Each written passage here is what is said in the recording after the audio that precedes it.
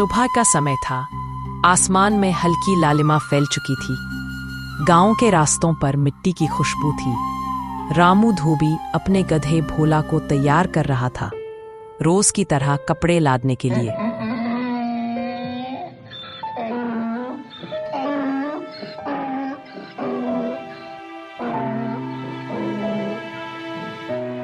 अरे भोला, आज फिर देर हो गई।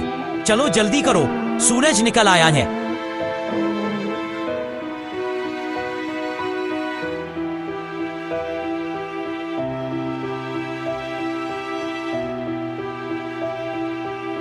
मालिक, रोज वही कपड़े, वही रास्ता, वही बोझ। क्या कभी छुट्टी नहीं मिलती मुझे? भोला मन ही मन बड़बड़ा रहा था। वो थक चुका था रोज रोज की एक जैसी मेहनत से, लेकिन रामू को उसकी थकान की परवाह नहीं थी। भोला, अगर तू थोड़ा तेज चले ना तो हम जल्दी नदी पहुंचेंगे, तब तुझे आराम भी मिलेगा। आराम वो तो तुम्हारे लिए होता है मालिक, मैं तो बस बोझ ढोने वाला हूँ। भोला के मन में धीरे धीरे शिकायतें बढ़ने लगी थी। वो देखता था कैसे रामू कपड़े धोकर पैसे कमाता है और शाम को अच्छा खाना खाता है, जबकि भोला को सिर्फ सूखी घास मिलती है।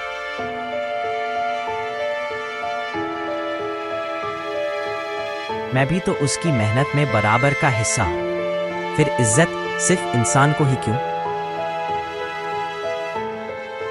रास्ते में हरे भरे खेत थे, हवा में सरसों के फूलों की महक थी। भोला कभी कभी रुककर खेतों की ओर देखने लगता। अरे भोला, अब क्या देख रहा है? चलो ना, काम खत्म करेंगे तभी आराम मिलेगा। मालिक, अगर मैं खेतों की तरह हरा भरा होता तो शायद इतनी जल्दी ना लगती आपको।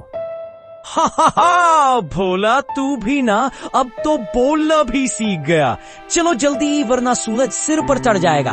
भोला ने मन ही मन सोचा, एक दिन मैं भी ऐसा कुछ करूंगा कि मालिक को समझ में आए गधा भी बुद्धिमान होता है।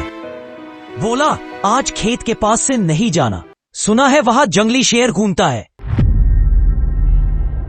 शेर? हाँ, वही तो सबको डराता है। अगर मैं शेर बन जाऊं तो? रामू को नहीं पता था कि भोला के मन में अब एक चालाक योजना जन्म ले चुकी थी। एक ऐसी योजना जो अगले ही दिन सबको हैरान कर देगी। दिन ढल चुका था। आसमान में चांद धीरे धीरे उभर रहा था। रामू धोबी अपने घर में थका हुआ सो रहा था, पर भोला यानी हमारा चालाक गधा अब भी जाग रहा था। उसके मन में कुछ चल रहा था। वो सोच रहा था, कब तक मैं ऐसे ही दूसरों के हुक्म मानता रहूं? कभी ना कभी तो मुझे भी अपनी अकल दिखानी होगी।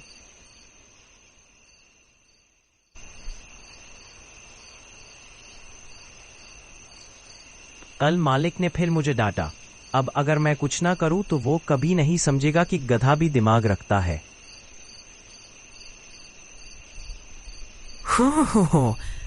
ओ भोले गधे, इतना गंभीर क्यों? रात में जंगल में अकेले क्या सोच रहे हो? कौन है वहां? सामने आओ।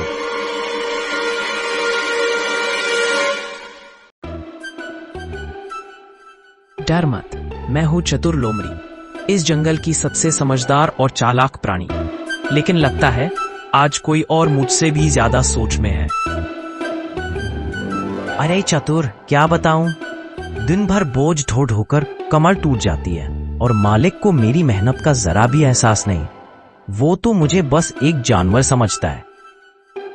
ये तो हर इंसान की आदत है भोला भाई। जब तक कोई जवाब न दे वो सोचता है सामने वाला मूर्ख है।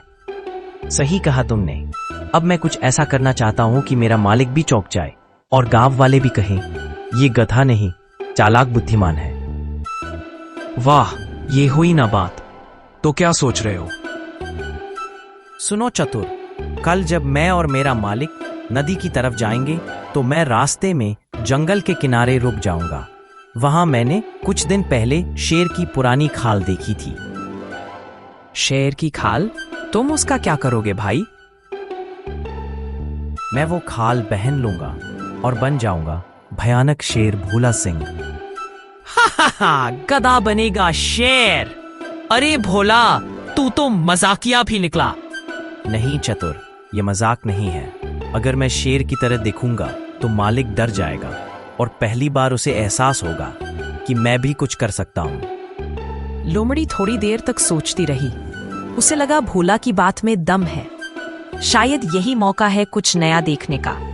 ठीक है भोला, पर याद रखना, डर दिखाना आसान है, लेकिन जब सच सामने आता है तो सब उल्टा भी पड़ सकता है। मुझे डर नहीं चतुर। अब वक्त आ गया है कि मैं अपनी समझ दिखाऊं। मैं किसी को नुकसान नहीं पहुंचाऊंगा, बस थोड़ा सबक सिखाऊंगा। दोनों की बातचीत देर रात तक चलती रही। लोमड़ी ने भी कुछ अपनी चालाक बातें साझा की। कैसे वो शिकारी को बेवकूफ बनाती है, कैसे वह खुद को बचाने के लिए झूठी चीख निकालती है। याद रखना भोला, चालाकी में मजा तभी है जब किसी को नुकसान न पहुंचे, सिर्फ सबक मिले। बिल्कुल, कल सूरज उगेगा और मेरा मालिक पहली बार एक गधे से डरेगा। इस तरह रात बीत गई और भोला अब भोला गधा नहीं रहा। वो बन चुका था चालाक भोला, जिसके मन में एक ऐसी योजना थी जो अगले दिन पूरे गांव को हिला देगी। अगली सुबह सूरज की किरणें खेतों के ऊपर सुनहरी रोशनी बिखेर रही थी। भोला के चेहरे पर आज एक अलग चमक थी, क्योंकि आज वो सिर्फ गधा नहीं था, आज वो अपनी चालाकी की परीक्षा देने जा रहा था। भोला उठो, जल्दी करो, आज बहुत कपड़े हैं, हमें 2 बार नदी जाना पड़ेगा।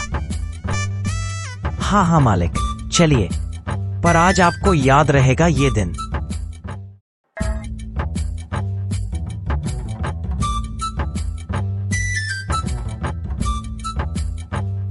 देख भोला, रास्ते में खेतों के पास मत रुकना। कल रात गांव वालों ने फिर शेर की दहाड़ सुनी है। अगर वो सामने आ गया तो हम दोनों गए काम से।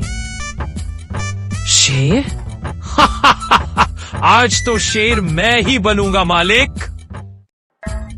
रामू को क्या पता था कि भोला सचमुच कुछ बड़ा करने वाला है। दोनों खेतों के रास्ते पर चल पड़े। रास्ते में हवा चल रही थी, मिट्टी की खुशबू थी और पक्षियों का शोर। अरे भोला, तू आज कुछ ज्यादा चुप है, कहीं बीमार तो नहीं पड़ गया? नहीं मालिक, बस सोच रहा हूँ, कभी कभी शांत रहना भी जरूरी होता है। कुछ दूरी चलने के बाद रास्ता 2 भागों में बंट गया। एक रास्ता सीधा नदी की ओर जाता था और दूसरा जंगल के किनारे से होकर। रामू सीधा नदी की ओर निकल गया, पर भोला धीरे से दूसरी दिशा में मुड़ गया।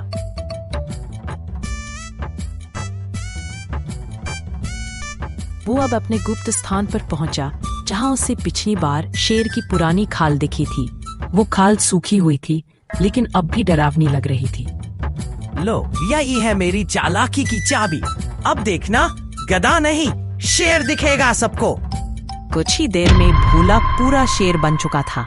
उसकी पीठ पर शेर की खाल, चेहरे पर डरावना हाव भाव और दिल में उत्साह का सैलाब। वाह, मैं तो सच में शेर लग रहा हूँ।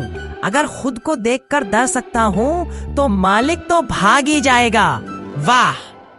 भोला, कहाँ गया तू? अरे भोला, जल्दी आ, काम अधूरा है।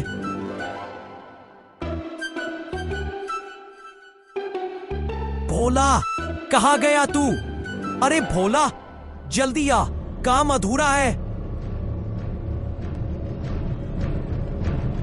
भोला ने गहरी सांस ली और अचानक जोर से गरजने लगा। अरे बाप रे, ये शेर की आवाज है। भगवान बचा।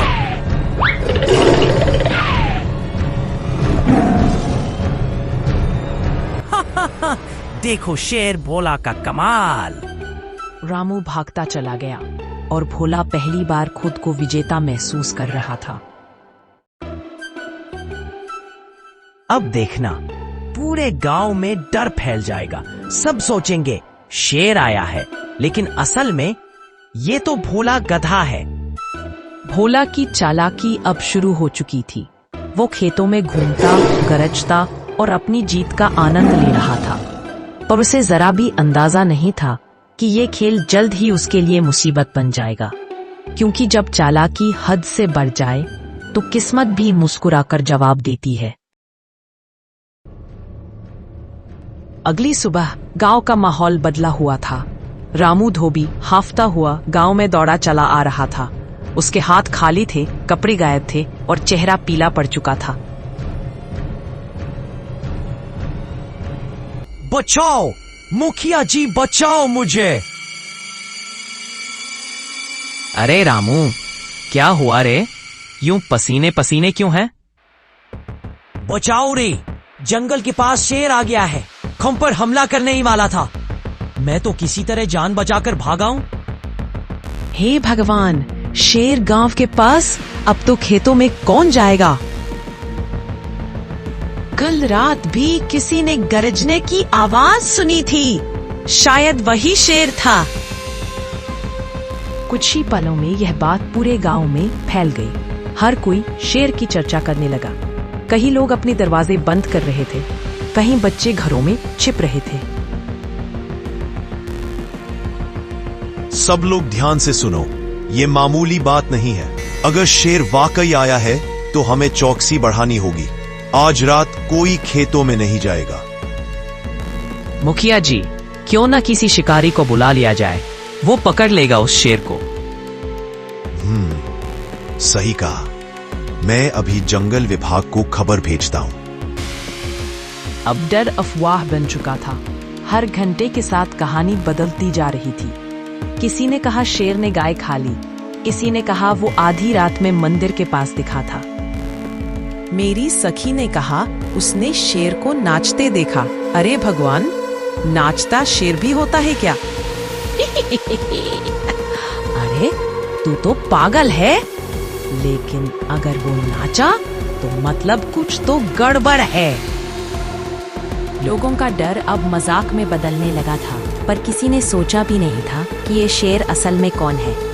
उधर खेतों में भोला अपने काम पर था, मतलब अपनी चालाकी पर। वो फिर शेर की खाल पहनकर गरज रहा था और दूर से लोगों को भागते देख हंस रहा था।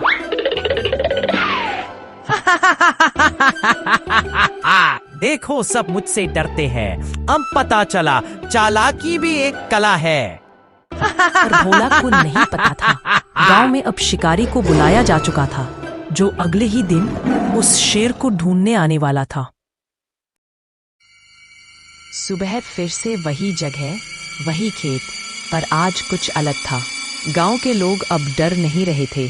आज वे तैयार थे, क्योंकि आज शिकारी आने वाला था। कहाँ देखा गया था शेर? वहीं जंगल के किनारे वाले खेतों में साहब। कल वो गरज रहा था और खेतों के चारों ओर घूम रहा था।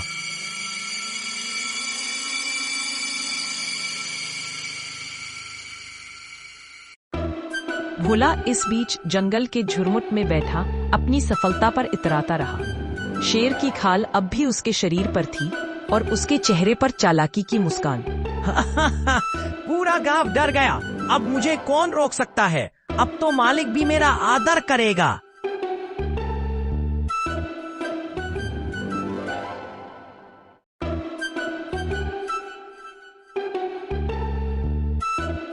शांत रहो सब लोग। अगर वो शेर यहाँ है तो आज वो बच नहीं पाएगा।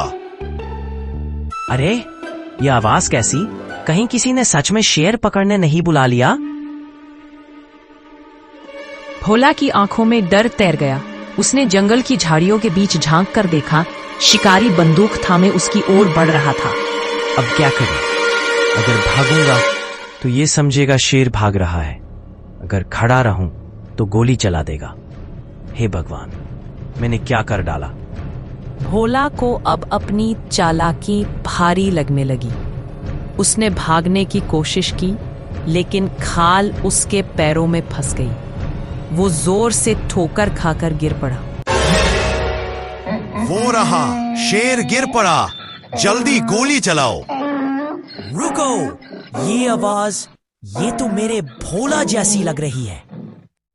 रामू ने जैसे ही खाल हटाई, सबका मुंह खुला रह गया। वहां शेर नहीं, भोला गधा था, जो कांप रहा था। आंखों से आंसू बह रहे थे। अरे ये तो गधा निकला, शेर नहीं, चालाक भोला गधा। हे भगवान, हमने जिस शेर से डरकर दरवाजे बंद कर दिए वो तो कपड़े धोने वाले का गधा था। भोला, तूने ये क्या किया रे? अगर शिकारी गोली चला देता तो तेरा क्या होता? मालिक, मैंने गलती की। मैं बस आपको दिखाना चाहता था कि मैं बेवकूफ नहीं हूँ। थोड़ा ध्यान, थोड़ा प्यार चाहता था। रामू की आंखों में नरमी आ गई। वो झुककर भोला के सिर पर हाथ रखता है। भोला, माफ कर दे, शायद गलती मेरी भी थी। मैंने कभी तेरी मेहनत को समझा ही नहीं। उस दिन गांव ने एक बड़ी सीख ली। लोगों ने हंसते हुए कहा, अब से कोई भी गधे को हल्के में नहीं लेगा। भोला की चालाकी ने उसे शर्मिंदा किया, पर साथ ही सबको सिखा दिया, चालाकी अगर दूसरों को डराने के लिए हो तो आखिर में खुद को ही नुकसान पहुंचाती है। और इस तरह चालाक गधा भोला की कहानी हमेशा के लिए गांव में हंसी और सीख दोनों बन गई।